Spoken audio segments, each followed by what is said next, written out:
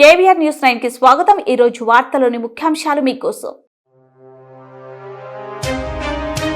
సాధారణంగా జరిగే ప్రతి విషయాన్ని ఒక ఈవెంట్ లాగా మార్చడం చంద్రబాబుకు తెలిసిన విద్య. నందమూరి లక్ష్మీ పార్వతి వైఎస్ఆర్సీపీ ప్రధాన కార్యదర్శి. అమ్మఒడి పథకం తల్లికి వందనంగా మార్చారు పాముల పుష్ప శ్రీవాణి మాజీ డిప్యూటీ సీఎం.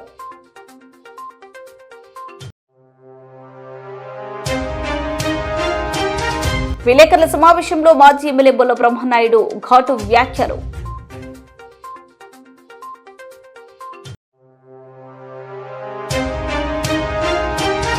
సావిత్రిబాయి పూలే జయంతిని మహిళా ఉపాధ్యాయ దినోత్సవంగా జరపాలంటూ ఆందోళన. సాధారణంగా జరిగే ప్రతి విషయాన్ని ఒక ఈవెంట్ లాగా మార్చడం చంద్రబాబుకు తెలిసిన విద్య.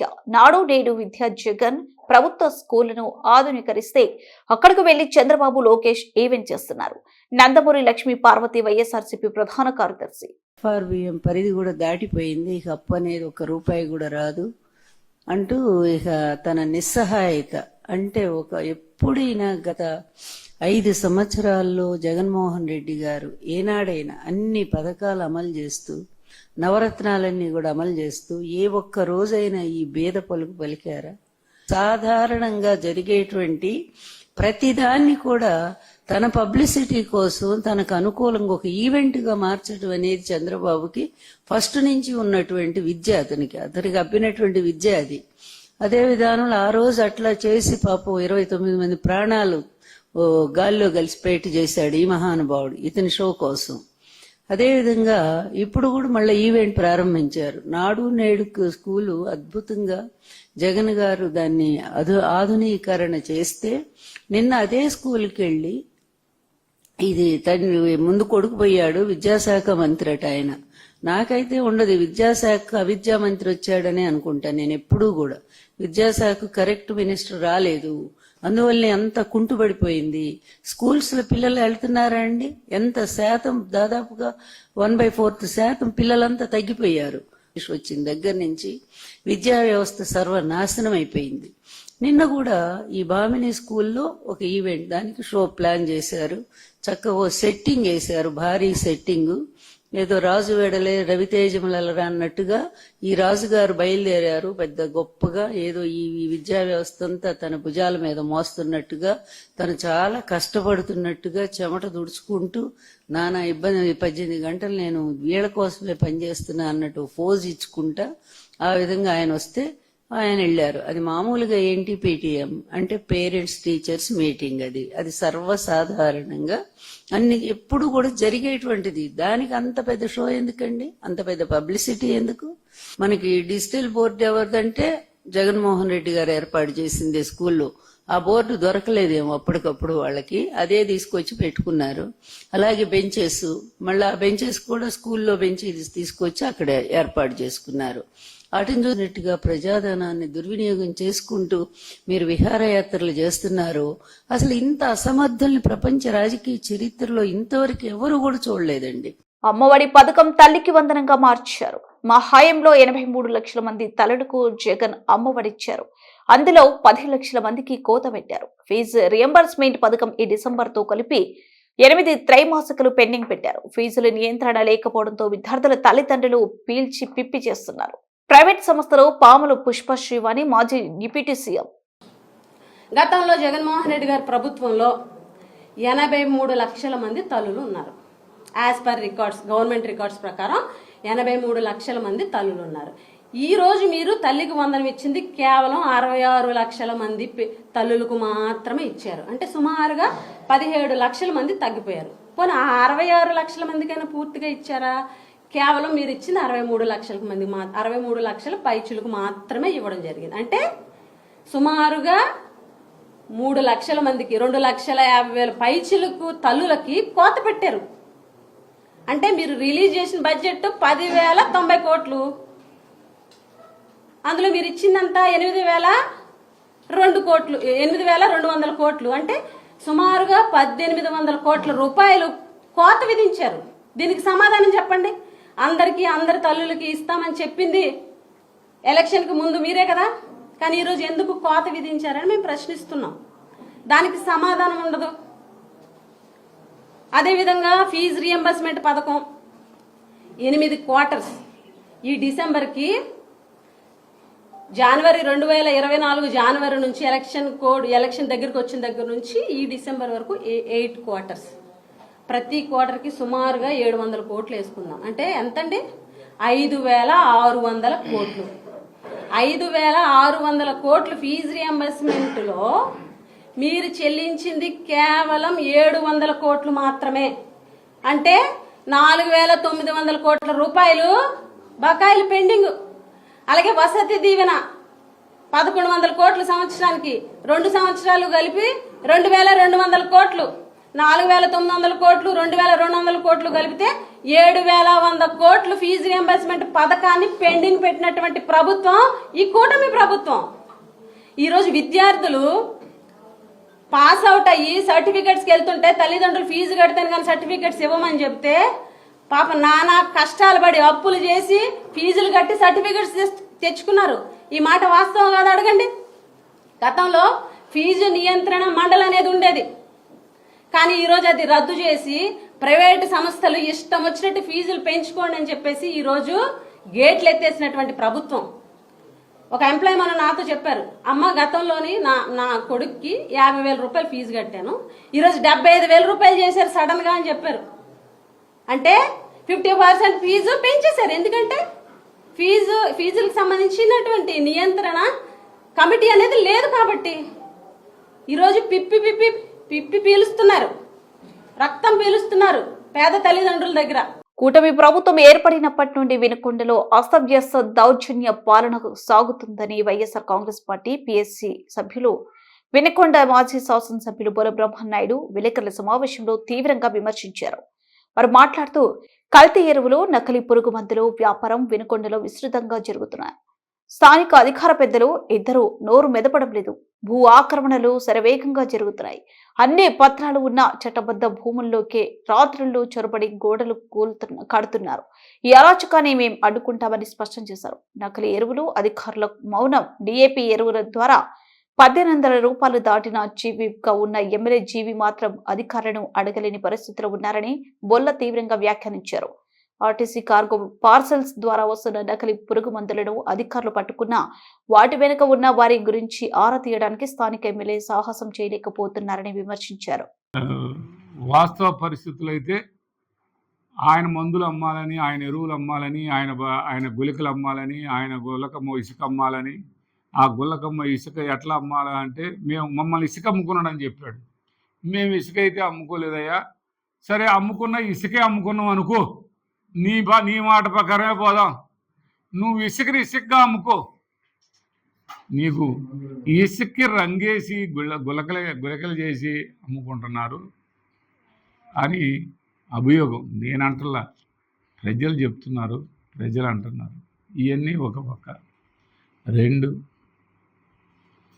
ఎవరు ఆస్తులైనా రాత్రిపూట పోయి గోడ పెడతా ఉన్నారు. మా పొలంలోనే రైతులు పోయి గోడ పెట్టారు. రాత్రిపూట గోడ పెట్టాల్సిన అవసరం ఏంటి?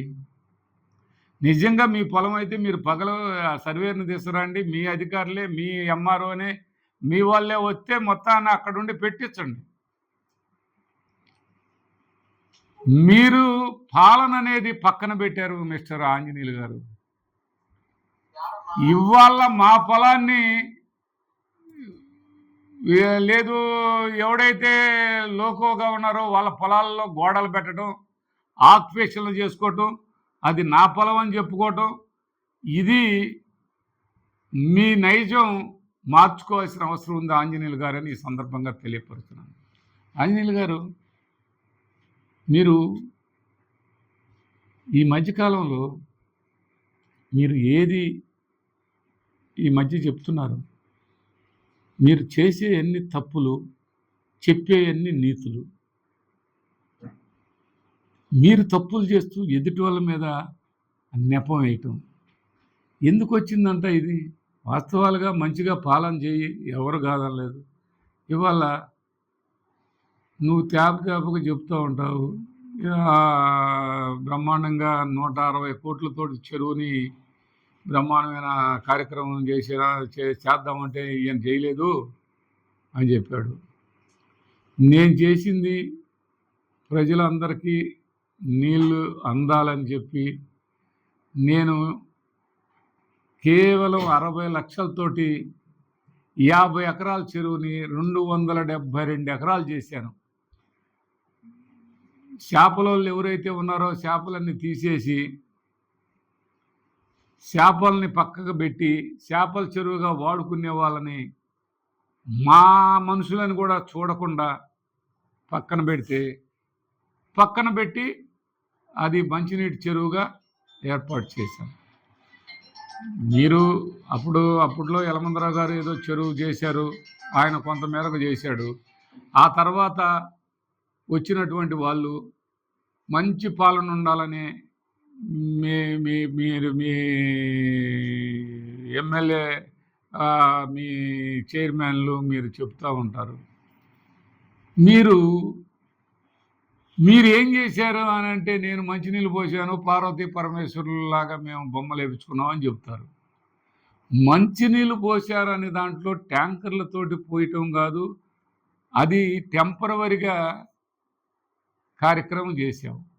పర్మనెంట్ కార్యక్రమం మేము చేసాం. ఇంకా బాగా చేయాలని నువ్వు చెప్పావు. ఆ పైపులు చూపించావు, ఇగో ఈ పైపులు చూడు, ఇదిగో ఈ చూడు, ఇగో ఈ చూడు అని చూపించావు. చూపించి చెయ్యి. ఇప్పుడు అవన్నీ నీ కంట్రోల్లోనే ఉన్నాయిగా ఎమ్మెల్యే గారు, వినుకొండ ఎమ్మెల్యే గారు. మీకు ఇవాళ హోదా కూడా ఉంది, క్యాబినెట్ హోదా ఉంది. నువ్వు చెయ్యి తప్పులేదు, నువ్వు బ్రహ్మాండంగా చెయ్యి తప్పులేదు. ఇప్పుడు ఈ ఎరువులు నిన్న డైరెక్ట్గా ట్యాబ్లెట్సా పురుగు మందులు నువ్వు నీ టెంపరవరీ లాభం చూసుకున్నావు, నీ బయో ఫర్టిలైజర్స్ అని. ఇవాళ నేను ఈ ఊరు వెళ్ళాను, మొలకలూరు వెళ్తా చూశాను, ఇటు శివాపురం వెళ్తా చూశాను. ఆ పురుగు ఫస్ట్లోనే వేసిన నీ మందులు వాడితే ఆ పురుగు కంట్రోల్ కాల. అవి మందులు మరి నీ ఏం మందులో మరి మాకైతే తెలీదు. ఈ రైతుల మీద మనం బతకాల్సిన అవసరం మనకేందండి? రైతులు పొట్టగొట్టాల్సిన అవసరం మనకేందండి? మనం ప్రజాసేవ చేస్తామని ప్రజలకి అన్యాయం చేయటం అనేది ఎంతవరకు కరెక్ట్ అని నేను అడుగుతూ ఉన్నాను. ఇది మీరు ఎమ్మెల్యే గారు మీరు ఆలోచించండి. మీ మందులు కాకపోవచ్చు, మీ మందులనే చెబుతున్నారు. మీ మందులు కాకపోయినా ఎవరి మందులైనా ఎవరు చేస్తున్నా అది తప్పే కదా.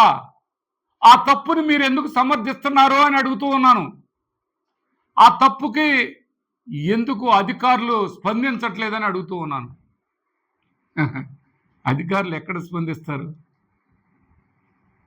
భారతదేశ మొట్టమొదటి మహిళ ఉపాధ్యాయురాలు, ఆధునిక సామాజిక సంఘ సంస్కర్త, చదువుల తల్లి సావిత్రిబాయి పూలే జయంతి దినోత్సవాన్ని మహిళా ఉపాధ్యాయ దినోత్సవంగా రాష్ట్ర ప్రభుత్వం ప్రకటించాలని ఎస్సీ, ఎస్టీ, బీసీ, మైనార్టీ మహిళా ఐక్య వేదిక ఆధ్వర్యంలో బహుజనులు డిమాండ్ చేస్తున్నట్లు తెలియజేశారు.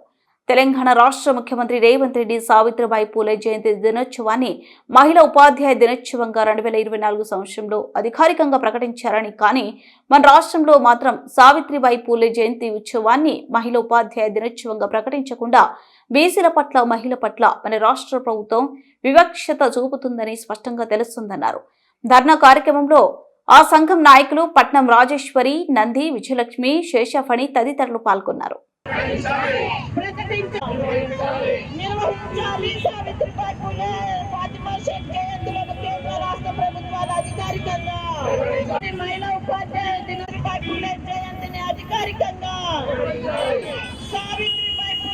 సావిత్రిబాయి పూలే జయంతిని అధికారికంగా, సావిత్రిబాయి పూలే జయంతిని మహిళా ఉపాధ్యాయ దినోత్సవంగా,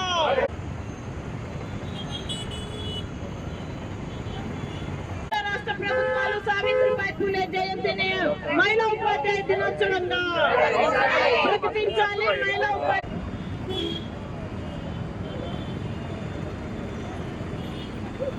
పూలే జయంతిని మహిళా ఉపాధ్యాయ దినోత్సవంగా నిర్వహించాలి. అధికారికంగా నిర్వహించాలి. సావిత్రిబాయి పూలే ఫాతిమా షేక్ జోహార్ సావిత్రిబాయి పూలే, జోహార్ సావిత్రిబాయి పూలే. ఈరోజు కర్నూలు నందలి కలెక్టర్ కార్యాలయం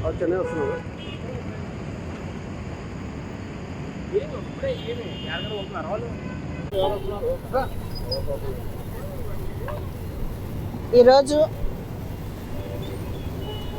బీసీల ప్రభుత్వము, బీసీల సంక్షేమము, బీసీల సాధికారత అని సంకలు గుద్దుకొని చెప్తున్నటువంటి కేంద్ర రాష్ట్ర ప్రభుత్వాలు నిజంగా బీసీల పట్ల చిత్తశుద్ధి ఉంటే భారతదేశం మొట్టమొదటి మహిళా ఉపాధ్యాయురాలు, చదువుల తల్లులు సావిత్రిబాయి పూలే ఫాతిమా షేక్ల జయంతులను అధికారికంగా నిర్వహించాలని చెప్పేసి ప్రధాన డిమాండ్తో ఈరోజు ఇక్కడ ధర్నా కార్యక్రమాన్ని నిర్వహించడం జరుగుతూ ఉంది.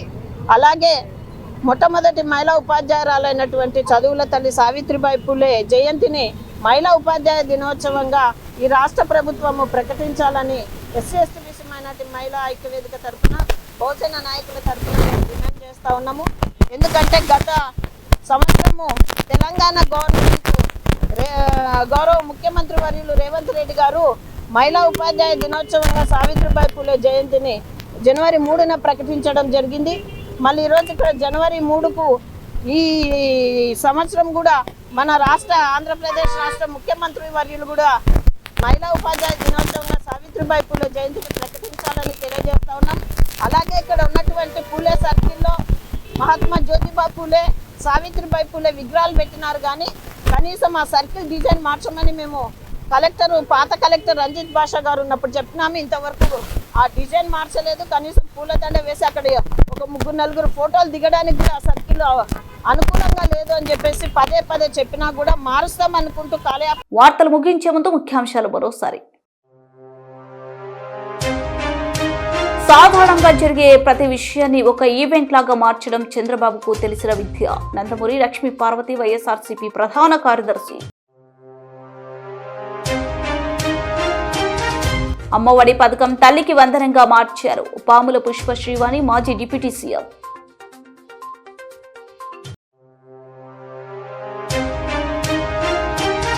విలేకరుల సమావేశంలో మాజీ ఎమ్మెల్యే బొల్ల బ్రహ్మనాయుడు ఘాటు వ్యాఖ్యలు.